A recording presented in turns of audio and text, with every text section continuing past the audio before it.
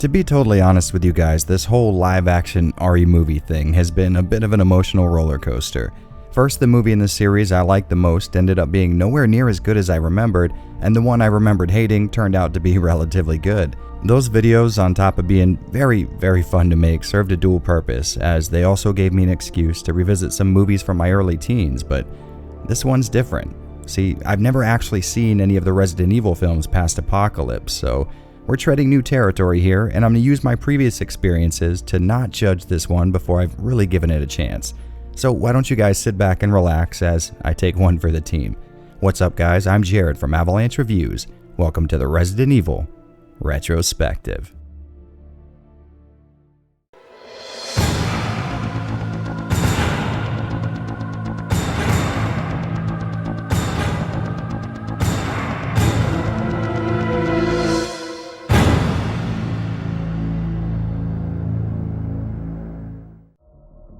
At the start, Extinction would have you believe they're treading familiar ground with redepicting Alice waking up in the mansion above the hive, but this seems to be some kind of supercut of the first movie's events. The rooms that she moves between seems to link scenarios that she's already been through, and she seems to remember at least a portion of what went down here. As her walk down memory lane takes her to the hospital where Nemesis was born, it's clear this is some kind of obstacle course, one that Alice has a less than stellar track record with.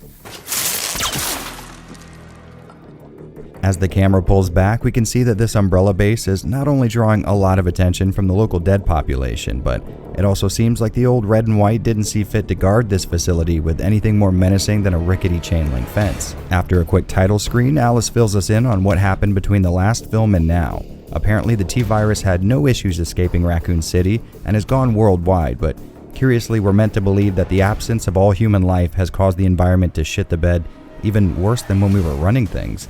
And now the planet is essentially one giant arid desert, which is a little counterintuitive when the sum total of all human knowledge is taken into account, especially when the writers could have just farted out some kind of reason for these characters to be in a desert other than the entire Earth dried up in a matter of years. Well, that aside, Alice goes on to explain that the few living people left on Earth have turned a bit nomadic, and you know it's true because it's coming from a woman with a mullet riding a motorcycle, or as we call them here in Florida, everyone. It seems like Alice has been getting a distress call from the local radio station and she decides to check it out, and when it turns out to be the obvious trap that it clearly is, we find out that our girl can kill a man with a single kick to the chin, but apparently can't withstand a light bonk on the back of the head without passing out.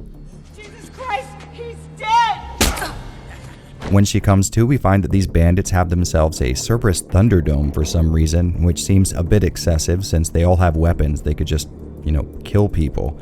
For some reason, the director thought it necessary to give us a shot-for-shot remake of the zombie dog fight scene from the first movie, which I'd be more inclined to complain about if they hadn't finally gotten the dogs right in an RE movie. It's a really simple formula: good CG gore for the close-up shots, and quick cuts to hide the fact that it's just raw meat stretched over a Doberman during the action scenes. Why did it take this long for us to get this? Well, we get a little bit of cool stunt work here, alongside Alice just straight clocking a dog directly in his face piece. Then, through some on-the-spot architectural engineering, Alice gets loose and we have a pretty cool scene where the bandits are getting torn apart by their own doggos. And then it's back on the road with a motorcycle since Paul Anderson can't seem to go more than a few seconds without visually conveying how cool his wife is. The next scene introduces us to a group of survivors making their way through the desert in a big-ass convoy. Leading the group is this movie's version of Claire Redfield, and I hate to bring this up again, but it seems like Paul Anderson's approach to taking a video game property and converting it to the silver screen is to have all of the established characters smoke for half of their screen time.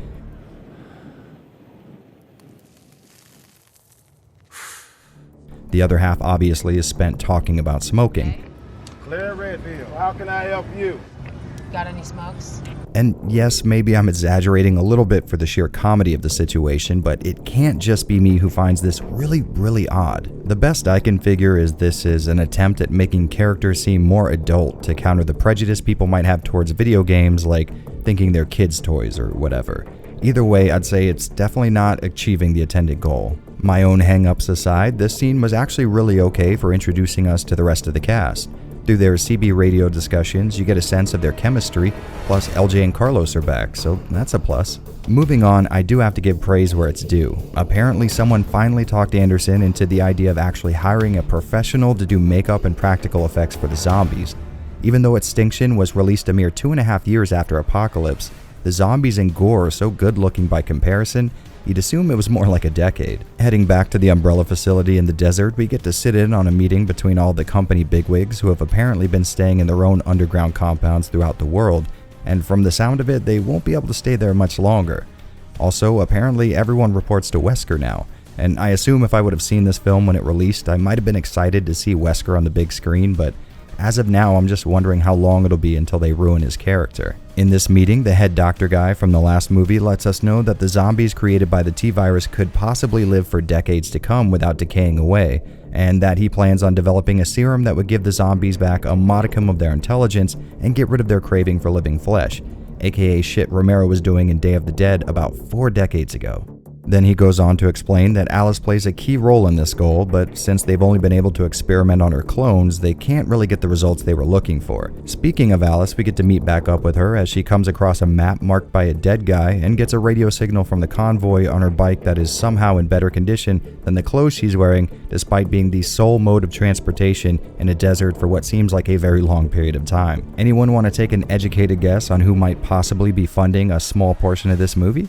Heading back over to Claire's convoy, our guys come across a building ripe for the scavenging, and about the only worthwhile scene we get out of this is a zombie with one rotting boob out and LJ getting bit just when I was starting to finally like him.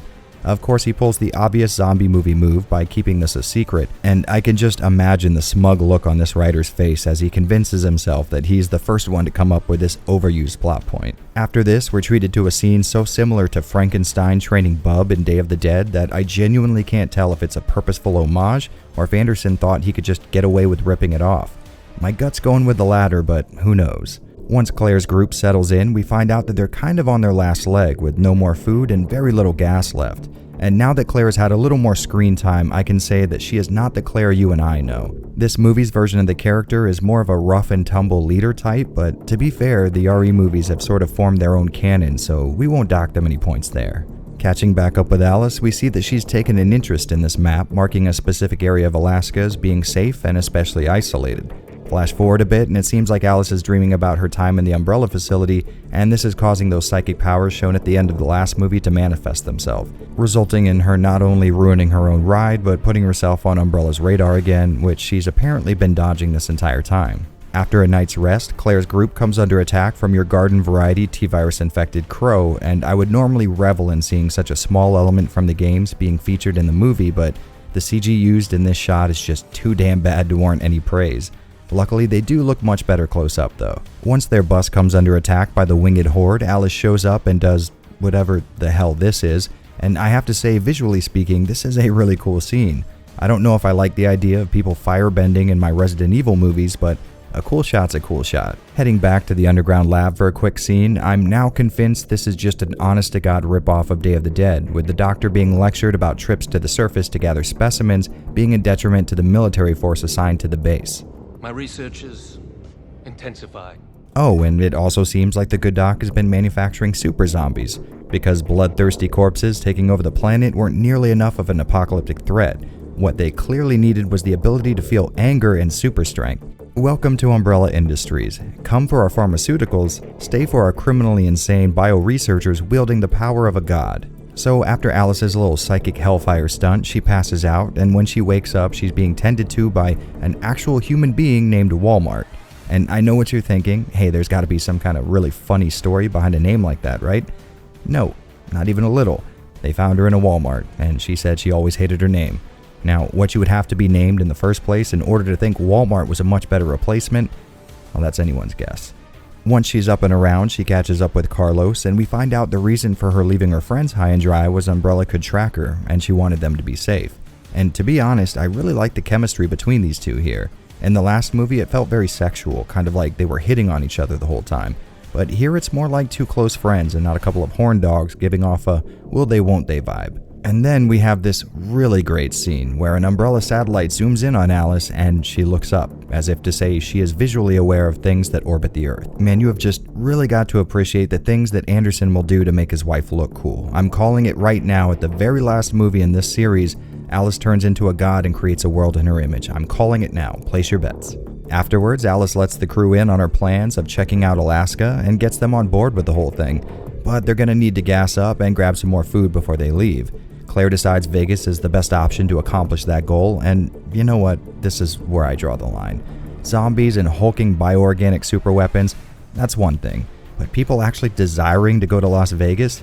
That sounds like bad science fiction to me. At the same time, Dr. Isaacs is trying to put together a team to recapture Alice, but Wesker ain't having it. So Isaacs just does it anyways, which, to be fair, everyone at the company should have expected. After all, the second highest cause of death at Umbrella is being betrayed by your subordinate, just under getting eaten by one of your experiments. So the convoy suits up for a Vegas run, and Umbrella gets ready to apprehend a 96-pound woman with what amounts to a small army. Oh yeah, and LJ's starting to turn. Now the only thing left to bet on is whether or not he becomes a zombie and turns on his friends, or if he takes the heroic act of self-sacrifice route, because you know damn well those are the only two options a hack writer would have come up with. But more importantly, somehow Vegas is under like 15 feet of sand, which I would love to complain about, as that would have taken several long decades to actually take place. But let's be honest, we're halfway into this movie, and it's been consistently dumb the entire time. At this point, I'm glad the least we have to worry about is a sweeping global sandstorm that somehow destroyed the entirety of the environment in what seems to have been one brisk afternoon, judging by how much Carlos, Alice, and LJ have aged. On the plus side, the backdrop of a demolished, sand-swept Las Vegas makes for some very cool Mad Max-style imagery, and I guess now's a good time to talk about this movie's characters. On the surface, they're all pretty diverse and recognizable. You've got your cowboy sniper, Claire as the overburdened leader, Carlos serving as the knight in shining armor, and LJ taking up the comedic relief position again. And, well, Alice is Alice. My issue being none of them have had any kind of development or characterization past their introductions. It's like everyone in this world can be summed up in a sentence or two, which really isn't a wholly unique issue with these kind of popcorn movies, but it feels like way more of a missed opportunity here, since some of these guys seem like they could be pretty cool given a chance to occupy the constant spotlight pointed at Alice during every single shot of the movie. Okay, rant over. Let's see what the crew's up to in Vegas. While trying to move a cargo container in their way, the convoy gets ambushed by Isaac's super zombies, and we finally, after 59 minutes of this movie, get an action scene that isn't totally focused on the director's wife. And I'd love to say it's well done, but for some reason nearly every zombie that gets shot in this little attack goes down without a headshot, a detail you would assume wouldn't fly under the radar in a zombie movie. And we're right back to crappy wire fu again, with Alice spinning in the air for quite literally no reason. Like, she does this lame spin to get behind the zombies, but then waits for them to turn around and attacks their front anyways. Talk about style over substance. Then Walmart fires a 12 gauge inside the cab of a truck, which would likely render her deaf for the next few days, but we get a pretty cool gaping hole in a zombie head in return, so all's forgiven. And you know, during this action scene, I realized I really don't like the uniform look given to these super zombies. One thing I always really loved about zombie movies was seeing the Walking Dead dressed up as regular people. One guy might be wearing a construction worker type attire, and then right next to him would be a woman in a full wedding dress or something. These all bald, all jumpsuit guys just aren't doing it for me. Plus, the look of anger on their faces violates my rule on zombies being empty husks devoid of human emotion and reason. During the fight, the good doctor seems to have sight-jacked Alice, and he's watching a feed straight from her perspective while he monitors the situation, which would seem kind of far-fetched if it didn't precede Umbrella just straight shutting Alice down via satellite. During this time, the group isn't doing so well, and my favorite of the new characters takes a bit of a self-sacrificing plunge. Then we finally get an answer to my previous question about LJ, and it seems like they went with scenario 1. In the process, LJ infects Carlos, and Alice starts to fight the control Umbrella has her under and does this, which, for a change, was actually really fucking cool. Then she figures out Umbrella is parked nearby and pays them a little visit, causing Isaacs to get bit. And upon returning to the base, I realized this was also a Day of the Dead ripoff. Same exact small square of land closed off by a chain link fence and with a mounting number of deadheads swarming up around the perimeter. I assume it'll likely lead to the same zombies swarming the compound scene. I mean, hey, so far I'm 1 for 1, might as well add another correct prediction to the list, right? Anyways, back at the base, the higher-ups are not happy with Isaacs, who has already taken his weight in antivirus, and after getting shot, this happens. Then while surveying the base, Alice tells Carlos to hang on since they'll be able to get their hands on some antivirus in a little bit, and he says it's too late, despite LJ lasting the better part of 2 or 3 days without turning. This leads to a heroic sacrifice, filling out both options in my prediction, and I swear I am writing this as I watch the movie. I honestly have never seen this thing before. I just know low-effort script writing when I see it.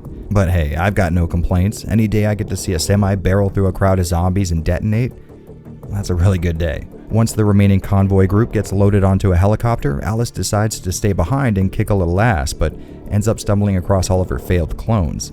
Now with a renewed sense of revenge, she heads down to the facility and we get a nice atmospheric walk through what all Umbrella bases eventually turn into, a dark tomb punctuated by bloody handprints and destroyed lab equipment.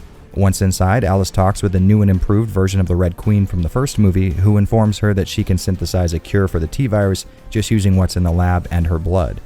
Oh, and the fact that Isaacs is essentially a new tyrant, meaning this movie can't end without her fighting it as decreed by Resident Evil law. While looking for the new Isaacs, Alice seems to be scared shitless despite the fact that we have actually watched her trade punches with Nemesis. When he does end up joining the party, he causes one of Alice's clones to wake up, leading to a scene where Alice is holding Alice in Alice's arms while Alice dies, which must have been very awkward to act out. Oh yeah, and the guy who just walked off a 9mm shot to the chest cavity cowers away from a knife in his shoulder.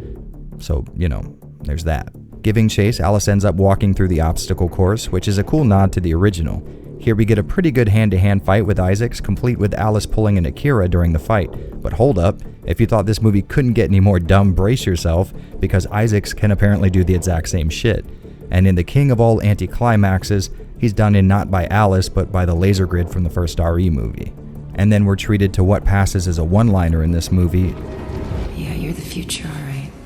And I will tell you right now, this is the largest missed opportunity in the entire film, because when someone says they are the future, the obvious reaction is, know your history, and then you kill them. That's scriptwriting 101. I shouldn't have to tell anybody this. After this, we get these killer shots of a zombie-infested Tokyo and the Umbrella facility underneath, which is impossible since most of Tokyo's underground is populated with train tunnels and the city is only slightly above sea level, so, there's no going any lower. Then Alice gets to deliver a bit of a threat to Wesker and crew, then the movie ends on Alice and Alice staring into an endless sea of Alices. An ending that, while really dumb, is actually kind of a cool concept.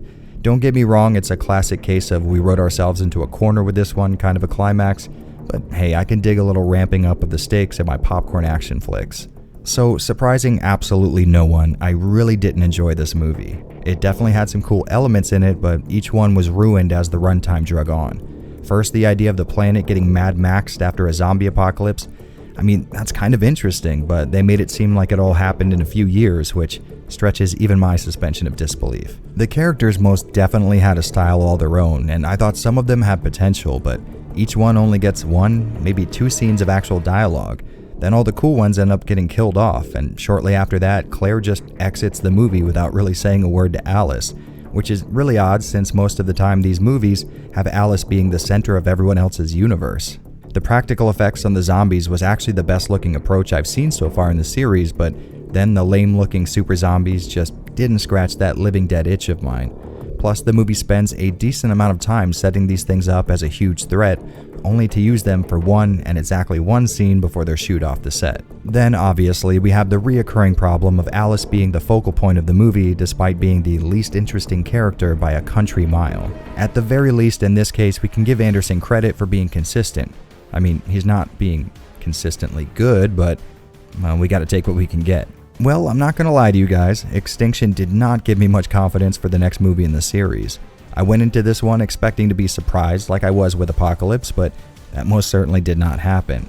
It looks like we have officially entered the objective shit era in the RE movie universe, and I shudder to think about how they're gonna follow this stinker up.